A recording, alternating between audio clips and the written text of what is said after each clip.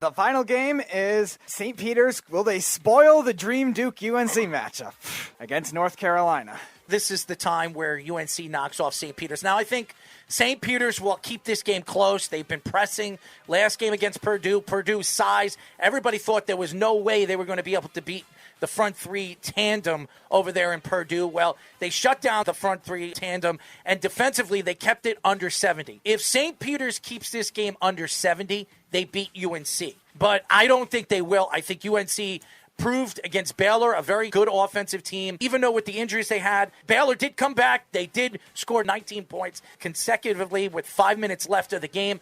But I think this is going to be a different game. St. Peter's is a different team. I don't know if they're going to be able to press against this UNC front court. And they're a very good rebounding team. UNC out-rebounded Baylor really in overtime and in the last 5 minutes of that game. So give me UNC in this game. I think, what is the point spread on this? 8.5. They got bet up to 8.5. Yeah, I think it's going to be closer than 8.5, but somewhere around 5 or 6. I think the game will be close all the way to the end. I think UNC is going to score more than 70 points, and if they do, I can't see, as good as St. Peter's has been defensively in this tournament, I can't see them shutting down this UNC offense. I'm peacocking. I am a Peacock fan. I got my St. Peter's shirt coming in the mail. I got my hat coming. I am an all-around. I'm a Peacock fan. I think this game, I think the Purdue game showed me more than anything is the fact that St. Peter's is going to get their style of game in. Purdue scores, I think they're the 4th or 5th highest scoring team in all of college basketball. St. Peter's controlled that. They didn't let them get into the 80s, right? St. Peter's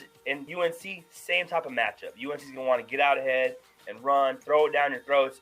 But St. Peter's is going to try to slow it down, make it dirty, make it grimy, make you earn every bucket. And I think 8 is way too many points. We've already been proven wrong. They come out 9-point dogs against Kentucky, win outright. 10 or 9 point against Murray State, win outright. 13 against Purdue, win outright. You're still giving me 8? No way. I have to take the Peacocks in this. They're going to keep it close enough. And to Philly. So what you're going to get in Philly, one, St. Peter's is going to be, in the kind of games like this, UNC's not going to get love. St. Peter's is going to have that crowd behind them. It's right and there. If you're not a UNC fan, you are going to have, St. Peter's is going to be your team you're going for. You knock down a 3 and you hear that crowd getting into you. This team's hot. You know, I did it once, and I'm not doing it again. Give me the Peacocks plus 8. Sorry, I'll be the party pooper one last time here. Like I said, I think we're destined for Duke against North Carolina. I think 8.5 is kind of high. Definitely a toss-up area for me. That's UCLA game against North Carolina showed the grit that the Tar Heels have and the strength that they have to close out games. It's kind of like a boxer situation when you go up against a guy toe-to-toe that's your same quality. Not that St. Peter's doesn't have quality, but there's still a Cinderella story. And then you face a team that doesn't have the same quality as the guy you just faced. They're going to stay close in the first half, but I think North Carolina pulls away in the end, and I'm liking, like I said, North Carolina Duke in the Final Four. Problem with me in this game is the points, without a doubt. But we've talked about it. I believe the point spread was created by Satan to ruin Christians everywhere. What I'm looking at is a live action play. It's minus 380, so I'm not touching that. I don't know if you guys have an amount that you'll go. I've gone soccer with Hector. We've gone soccer games, right? Minus 380. The team wins 4-1. It's the easiest minus 380 ever. I don't see that here. I don't see them beating this team, mostly because they're just going to beat them up on the boards. They're dominating the boards, North Carolina. But I'm looking for 3.5, so that's my number. I'm waiting to get 3.5. If St. Peter's, if they hit that 3, Jonathan, and they get the roar and they're up early 9-7, I might get that 3.5. But that's my number. I'm looking for 3.5. I'll watch the screen on live action the whole game. If I get it, I'm going to bet it. If I don't, I'm not betting. Oh, it's a dream, all right. I think the thing with St. Peter's, too, though, is like everybody keeps saying, like, Purdue should have destroyed them on the board. They have a 7-4 guy, got blocked, got bodied, didn't get offensive rebounds. 7-4 went to waste. And so for me, like, they are not scared of the size. They're not scared that, oh my God, these guys are 7 feet. They don't care. Purdue is probably the tallest team in college, and they're like that every year. They always get the tallest kids. I don't know what they do out down there. They're always getting the tallest kids. Shut them down. So North Carolina's size. I'm telling you right now, if you put Purdue and North Carolina, these two teams on the same court, Purdue wins maybe 2 of those games. Yeah. That's not an equal comparison. Purdue versus North Carolina? Correct. Give me Purdue. North Carolina is over exceeding expectations. Just did. I would take Purdue over North Carolina. Give me 10 games. Purdue wins 7. I would say that too. I think Purdue, if Purdue got through St. Peter's, I think they would have the easiest run to the national championship, and I think they probably would have won. They're home. It's been a good tournament. Speedy, what do we have next? Hector's 3 soccer plays. All 3 of them are going to be USL picks for me. I'm going to start off with the first one, Oakland Roots. They're going to be playing at home versus the expansion team, Monterey Bay. And Monterey Bay is getting a trial by fire now in their first season in the USL Championship. I think Oakland Roots haven't made the playoffs last season. I think they're going to be another Cinderella story this year, even though they haven't started off pretty well. But I think they're going to win it at home, going away 3-1. And then I got the second game, another USL. It's going to be San Diego Loyal here in my hometown, San Diego, versus Phoenix Rising. Phoenix Rising, one of the perennial teams in the USL Championship for years. They had a 23-game winning streak a couple years ago. It was something ridiculous, even though they didn't win the title. These 2 teams have gotten to be rivals over the last few years. Landon Donovan coaching San Diego. He's going to be back next season as well. These 2 teams have a lot of firepower. San Diego is coming off a loss to FC Tulsa on the road on Wednesday, but I think they'll be ready to go for their rivals in Phoenix this time. It's going to be a live atmosphere.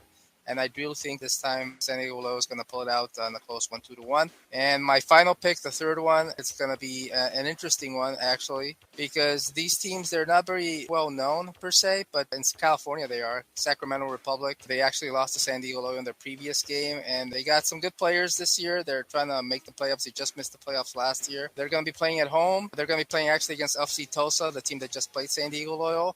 It's going to be a close game till the end, but I think with the home crowd, Sacramento's going to pull away, and I think they're going to win this one in the close, low-scoring 1-0. One of my favorite nicknames is the Pittsburgh Riverhounds. Yeah, those guys sucked for them because last season they made the playoffs, but because of the COVID situation, their team got canceled. In the first round, they couldn't play, so the other team just made it automatically. Chaz, you look like a Riverhound. Well, we talked about Monterey Bay, guys. First of all, most of your listeners don't even know the USL. They don't know the teams. So they definitely don't know that Monterey Bay is an expansion team. Expansion teams in the history of professional sports get their butts handed to them early. And you got to hop on that. And that is only minus 105. Think about it. Now, SD Loyal is plus 485. The beauty of soccer, as Hector's told us before, you got 3 options. It's 3-way betting. You bet Team A, Team B, or you bet the draw, the tie. So the odds are totally different than any other sport. You could go 1-3 in soccer, have a winning day.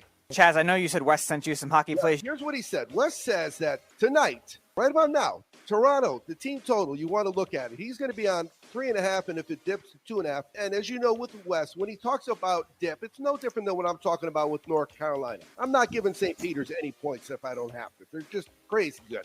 But if I can get it to 3.5 and have to win by 4, that dip is what I'm going to hop on. But that's tonight. And then tomorrow, they're going to play again. They're going to be playing Florida. Both teams are now going to be coming on a back-to-back. You'll remember Wes has got this back-to-back fetish thing going. Mm-hmm. He says, take the better team, Florida. So tonight we're going to bet Toronto's team total over, and then tomorrow we're going to bet against them.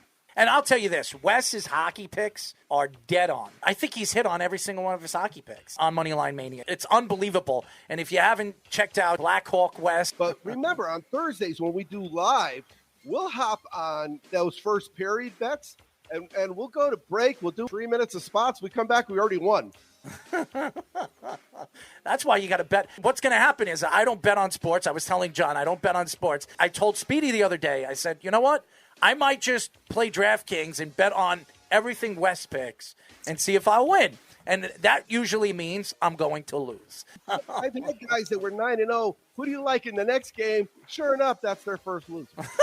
That's why I don't want to play. Because I'll bet like 200 or 300 and I'll lose all my money. I'll be, thanks, Wes. Thanks for making me lose.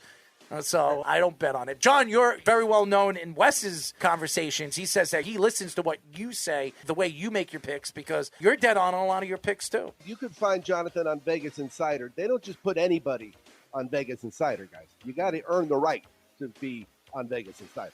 Yeah, I had to track my plays for 2 years. I used a secondary site where I basically had to put my plays in that is reputable. So you can pick any site now and just, this is what I did, right? So this site had you have to put your games in a certain amount of time before the game. And it took 2 years of me showing them my record every day, for them to be okay, he knows enough. It was a process to get on there. They're not just going to put anybody, right? Everybody on Twitter is going 80%. So it takes a minimum of 2 Peacock picks. Well, I'm not betting on any Peacock. There's an awful big bankroll needed to cover all the plays. Make sure you're not taking the money out of the baby formula jar. I also think that the Sweet 16 and now the Elite Eight has been the face of betting right now. One of the guys reached out to me today, the Beef, anybody that listens to Sports Loudmouths. He asked me, he's got like a parlay right now. He has a chance to win $1,500. And he told me, who do you got tonight? I have Duke and Villanova. Should I bet or just should I pull the money? I'm right now up $380 on a $20 bet. And I said, I don't know. If you're a betting man, you let it ride. If you're not a betting man and you just want to be up 300%, just take your money out and take what you won. I said, you only put $20 on the line, so be the betting man. And if you lost, yes, you lost that money, but at least you only lost $20. So bet it on Duke, bet it on Villanova, and ride. I would let it ride unless I'm winning like $20,000 on a $30 bet. Then I might hedge. To me, 20, I'd let it ride. Yeah. I always tell people you have to look at the emotional pain. It's not just the financial pain. If you don't cash out 380 and then 1,500, you're going to be great. But there's like three options, right? You cash out and lose, but you got 380.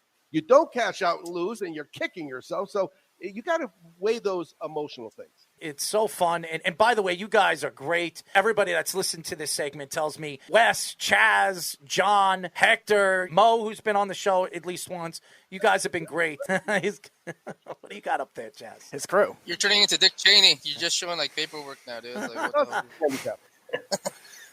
That's Moneyline Mania, ladies and gentlemen. Chaz, Hector, and John, as always, giving you winning picks, man. These guys are the best handicappers out there, and Chaz has really built a good roster of guys that absolutely know what they're talking about. And like you've all reached out to me on social media and telling me that Wes has been dead on with his hockey picks, all of these guys are very educated in their sports. As Hector in soccer or European football, John in all different sports, from basketball to hockey to baseball, all of the different sports. He's been dead on what he has picked. And Chaz also, the leader of the crew over there, as always, the Sports Betting Weekly. And remember, this segment is always a sponsor of Sports Betting Weekly. Check them out on the Worldwide Sports Radio Network. They should be back very, very soon. So don't miss their show and listening to their handicappers on where they go in their picks. Fantastic.